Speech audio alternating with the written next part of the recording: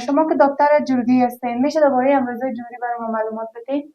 خب امراض جلدی از قبیل امراض به معنای پاتولوژی جلد هستند. درباره خدماتتان بگوین. در جایی که فعلا خودتان کار میکنین چه نوع خدمات دارین؟ جراحی پلاستیک هستند و پروسیجرهای انواع پروسیجرهای جلدی هستند و لیزرهای گوناگون داریم و هر دوستایی که مثال از طریق چینل شما اگر پیش ما میآید ما برشان تخفیف ویژه را ان شاء الله که مد نظر میگیریم. کافی است که بر ما خود معرفی کنن که ما از فلانی چینل ما بسیار خوب بیننده های عزیز، این خودتان هم شاهد هستین. کسایی که میخواین پیش دکتر صاحب بیاین مراجعه کنن، دکتر صاحب برشان تخفیف هم میتن.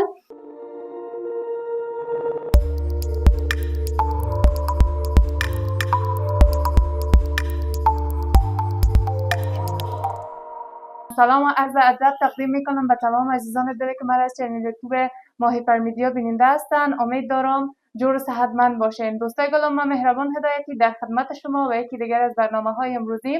در برنامه امروزی من برنامه دارم امروز یکی از دکتران و متخصصان جلدی افغانستان بیشتر صحبت میکنیم درباره امراض‌های جلدی، درباره راهکارهای زیبایی صورت.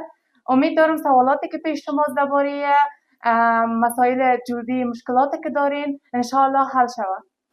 خوش آمدید دکتر صاحب. بخیر، خوش باشید، بخیر و سلامت باشید. سلام بر شما و برای بیننده های چینل یوتیوب شما و برای هموطنان عزیز ما. عبدالرحمن مجیدی هستم، یک تن از دکتران بخش جلدی و زیبایی البته در خدمت شما قرار دارم. دکتر صاحب میشه درباره خود بگوین که تحصیلاتتان تا کدام درجه است، در کجا تحصیلاتتان خلاص کردین؟ خب تحصیلات ما در داخل کشور البته انجام یافت و تخصص ما البته در شبخانه حوزوی کندوز انجام دادیم. بعد از او دو فیلوشیپ داریم که یکیش در کشور پاکستان در بخش پروسیجرهای جلدی هستن و یک فیلوشیپ دیگر در ایران، کشور ایران البته که در بخش زیبایی و بخش جراحی پلاستیک هستن انجام دادیم. شما که دکتر جلدی هستین میشه درباره امراض جلدی برای ما معلومات بدین؟ خب امراض جلدی از قبیل امراض به معنای پاتولوژی جلد هستند. کسایی که مشکل جلدی پیدا میکنن مثال امراض هستند. اینا در مجموع یعنی اکثریت مردم افغانستان یک کمی که مشکل در این بخش زیادتر دارن، چون محافظت از جلد را نمیدانند به طور درست و آگاهی عامه هم نیست. متاسفانه در کشور ما و زیاد میدیا هم در این مورد چیز نمیگه و به بسیار مشکلات جلدی گوناگون اینا سر دچار میشن.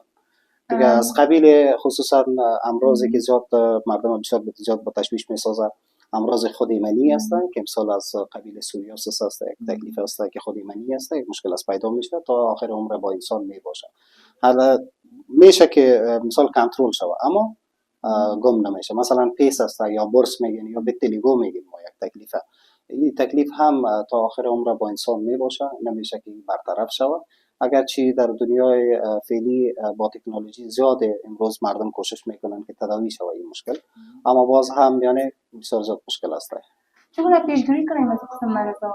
خب اون مرضا خو امکانات نداره که پیشگیری هم شوه و گفتم که سیستم خود بدن انسان که یک دفعه مشکل پیدا کنه. اما مشکلات های دیگه جلدی ما داریم در جامعه ما که مثال و طور مثال آکنه است. فعلا تمام جوانای ما یا مثال کسایی که در سنای تا 25 و 26 و تا 30 سالگی در اکثر اوقات با آکنه مواجه می باشن یا جوانی دانه که میگیم با اصطلاح عامیانه ما، این هم می باشه اما کنترل میشه. ما میتونیم که مثال رژیم غذایی درست داشته باشیم، یک تقسیم اوقات بسیار زیاد خوبه با مشوره یک متخصص جلدی البته یک تقسیم اوقات جلدی ما داشته باشیم که ما بتونیم که مثال از این موضوعات جلوگیری شود.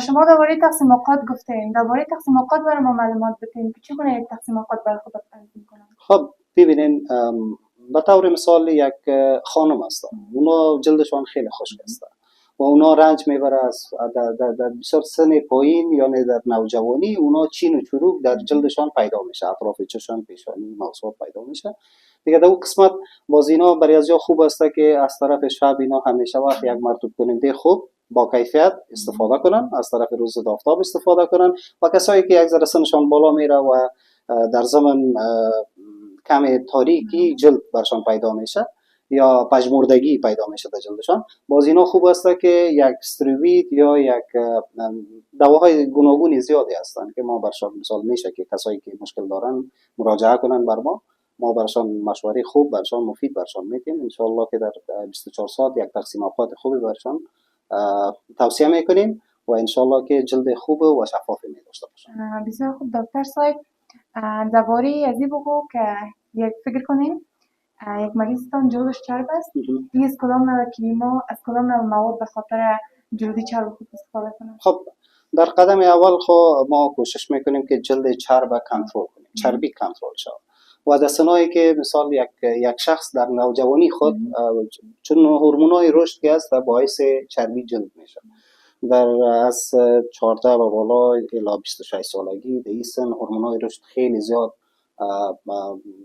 به شکل غیر نرمال پیش میرن و در اون صورت باید اینا رژیم غذایی در قدم اول رژیم غذایی چیزایی که مثال مغزیات هستن، بادام است، مثال اگر کاجو است، پسته است، از این موضوعات بسیار کم باید استفاده کنه. کاکائو است، شیبی باب است، از لبنیاتی که مثال زیاد چربی دارن از این غذاها باید اینا پرهیز بکنن. انرژی باب، نوشابه باب اینا هم زیاد سرشون فشار میاره و بیشتر از همه چیز که بر ما و شما که بسیار زیاد مشکل ایجاد میکنه آفتاب است که ما باید همیشه وقت جلوگیری از آفتاب کنیم. اگر مثال دختر خانمایی هستن که مثال مکتب میرن یا مثال در بازار میرن یا آقایان هستن، اگر دوست دارن که جلد خود مثال همیشه وقت شاداب و شفاف داشته باشن و هیچگاه از عمر خود کده بلندتر معلوم نشوند، دیگه خوب است که یک ضد آفتاب گفتم طبق توصیه دکتر البته ضد آفتاب یک گزینه‌ای است که همیشه یعنی مشکلات را هم جلوگیری از مشکلات میکنه و هم یک کار دیگه ای است که اساسی کار ضد آفتاب که اینا میتونه که یگان مشکلات های اسکار و مثال داغا و مثال پژمردگی صورت هم از بین ببره با مرور زمان البته. و در زمان ضد آفتاب نباید بر یک مرتبه یا بر یک ماه استفاده شود، باید ما در روتین خود مثل غذا واره روزمره ما باید ضد آفتاب استفاده کنیم. این مطرح نیست که شما در خانه هستین آفتاب نیست نیاز به ضد آفتاب نیست، تنها ضد آفتاب برای از این نیست که از آفتاب جلوگیری کنه. بیشتر مثال ما مثال در خانه که کار میکنیم با گرد و غبار و با دود و با حرارت و با این گپا هم مواجه میشیم. این گپا هم مثال باعث میشه که جلد ما خرابتر شوه و پیرتر ما معلوم شه. بسیار خوب دکتر صاحب، کسایی که میاین اینجا جراحی پلاستیک میکنن بعد از جراحی پلاستیک پوست از اینا جلد از یا مشکل دچار مشکل میشه، اینا به اینا کدام روی حل داره؟ خب ببینین اختلالات در هر موضوع وجود داره، حتی در تداوی هم بعض اوقات اختلالات با یک دوا یک مریض اختلاف پیدا میکنه.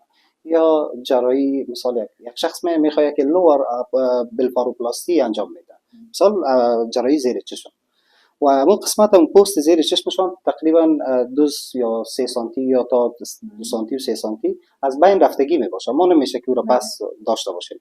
او را با وقتی که میگیریم و کش میکنیم میشن بعضی اوقات میشه که چشمشان یک ذره کش بانه، طرف پایین کش میمانه، اما او قابل تشویش نیست و میشه که در مرور زمان با انجام دادن یک ورزش بسیار زیاد ساده سر بالا این به شکل فشار دادن طرف بالا میشه که اما مشکلشان با مرور زمان برطرف شود. درباره پی آر پی برای معلومات بدید. خب پی آر پی یک پروسیجر جلدی است که میشه که ما برای روشنسازی صورت خود هم استفاده کنیم و میشه هم به خاطر از بین بردن چین و چروکی که مثال زیاد عمیق نباشه البته در مرحله ابتداییش باشه میشه که از او استفاده کنیم و با کسایی که خصوصا میخواین که برای مویرفتگی و یا الوپیسیا چی مثال موضوع ژنتیکی باشه چی موضوع تکلیفی یا موهای یک نفر است در معرض همیشه وقت در معرض آفتاب و کاربار میکنه و موهاش مثال بسیار ضعیف و ساده چی میشه ضعیف میشه دیگه با اونا خوب است که همیشه وقت پی آر پی انجام بدن و مویاشان پس میشه که چی کنن قوی تر و رشدش پس درست شود. و در ضمن پی آر پی که از خودش و از خون انسان تهیه میشه، وقتی خون انسان ما میگیریم پلتلیت های خون که هسته و خود مانای پی آر پی یعنی هسته پلتلیت ریچ پلازما میگه، یعنی که غنی پلازمای غنی شده که از خالی پلتلیت هسته که اونا باعث ازی میشه که مثال کلاژن سازی انجام میشه و وقتی زرد ما میکنیم در سرشون و جلد کسی که مثال مشکلات جلدی می داشته باشن، اسکار می داشته باشه در جلدشون، در اون موضوع بسیار زیاد برشان مفید واقع میشه. اما دورات یا جلسات پی آر پی را ما مطابق به نوعیت ابو نظر به مریض دیده برشان توصیه میکنیم. ایران نمیتونیم گفته که مثال پی آر پی چند جلسه خوب است. جراحی بینی مثلا کسایی که میخواین بینیشان مثلا بلند شوه یا بینی خدا نخورد کنن، درباره این معلومات بدید. چگونه صورت میگیره، در چقدر مدت بعد اینا جور میشن، سهمن میشن؟ خب جراحی های بینی فرق میکنه. ما یک قسم جراحی بینی نمی داشته باشیم، هر کس مشکلات خود می داشته باشه. کسی مثال قوس بینی می داشته باشه، بلندی استخوان بینی می داشته باشه، یا رینوپلاستیک که شما میگین، جراحی بینی را به نام رینوپلاستی میگن. اما جراحی ها فرق میکنه. کسی هست که میخواد که از قسمت های بغلی کمه که بینیشان منظم و باریکتر معلوم شود، جراحی از او فرق میکنه. کسایی که قوس بینی دارن، اضافگی استخوان بلند دارن، این قسمت از اونها هم جراحیشان فرق میکنه. و تقریبا هر جراحی بینی را کسی یا رینوپلاستی را که انجام میدن میشه که مدت 10 هفته را اینا مد نظر داشته باشن که از 4 هفته الی 10 هفته امکانات ازی هست که اینا در پلاستر باشه بینیشان، یا مثلا داخلای بینیشان بسته باشن. یعنی موضوعات قدر وقت شما نمیتونیم گفتن، نظر به مریض باید. به خاطر جلوگیری و وقایه از خالهای اضافی صورت یا خالهای اضافی که به صورت می‌آید، چگونه میتونن وقایه کنن، جلوگیری کنن؟ خب خالها و زخها یا مثال زگیل ها، اینها که هست اینا جلوگیری نمیشن متاسفانه. اینا میشه که بعد از اینکه پیدا شود دوباره ما اینا توسط لیزر ریموو میکنیم یا میبرداریم شه و یک زخم کوچک برای یک چند وقت میباشه. البته در 15 روز خود همین پروسه ساخت و ساز جلد که بس جور میشه یک جلد بعد از زخمی شدن یا بعد از لیزر شدن تقریبا 15 الی 21 روز وقت می‌داشته. بسیار خوب. درباره بعضی از ماسک‌های خانگی بگوین به خاطر زیبا شدن صورت.